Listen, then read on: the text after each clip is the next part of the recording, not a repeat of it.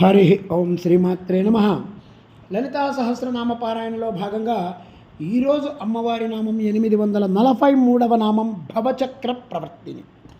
ఈ నామంతో అమ్మవారికి నమస్కారం చేసుకునేప్పుడు ఓం భవచక్ర ప్రవర్తిన్యై నమః అని చెప్పుకోవాలి. భావమయమైనటువంటి మహాశక్తి చేత సంసార చక్రాన్ని ప్రవర్తింపజేసేటువంటి తల్లి అని చెప్పి దీనికి మనం స్థూలార్థంగా చెప్పుకుంటే, అసలు జనన మరణాదుల రూపమైనటువంటి సంసార చక్రాన్ని ప్రవర్తింపజేయనది అంటే తిప్పే తల్లి. ఏషా సర్వాణి భూతాని పంచభిర్వాశ్యమూర్తిభి జన్మవృద్ధి క్షయైర్నిత్యం సంసారయతి చక్రవత్ అని మనుస్మృతి చెప్పింది.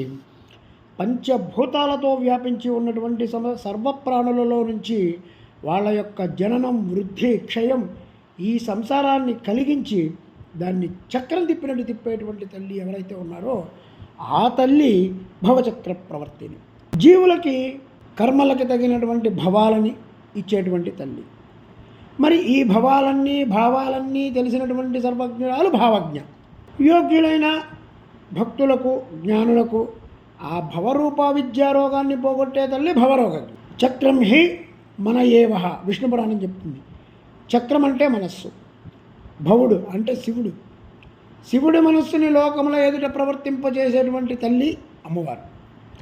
ఒక అర్థంలో భవచక్రం అంటే శివస్థానమైనటువంటి అనాహుత చక్రాన్ని మనం భవచక్రంగా మనం భావించవచ్చు. ఇంకో భావం ఇక్కడ శ్రీచక్రం గురించి కూడా మనం కొంత తెలుసుకోవాలి.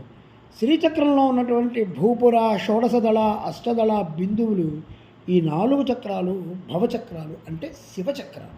వాటితో పాటే మన్వస్త్ర, దశార్మయుగ్మ, అష్టకోణ, త్రికోణ అనేటువంటి 5 చక్రాలు ఏవైతే ఉన్నాయో ఇవి శక్తి చక్రాలు. ఈ శివచక్రాలు, శక్తి చక్రాలు కలిపి ఈ శ్రీచక్ర స్వరూపిణి అయినటువంటి తల్లి, ఆ తల్లి భవచక్ర ప్రవర్తిని. ఆ తల్లికి నమస్కారం చేసుకుంటూ ఓం ఐం హ్రీం శ్రీం భవచక్ర ప్రవర్తిన్యై నమః, ఓం శ్రీమాత్రే నమః, ఓం శ్రీ మహారాజ్ఞే నమః, శ్రీమత్సింహాసనేశ్వర్యై నమః.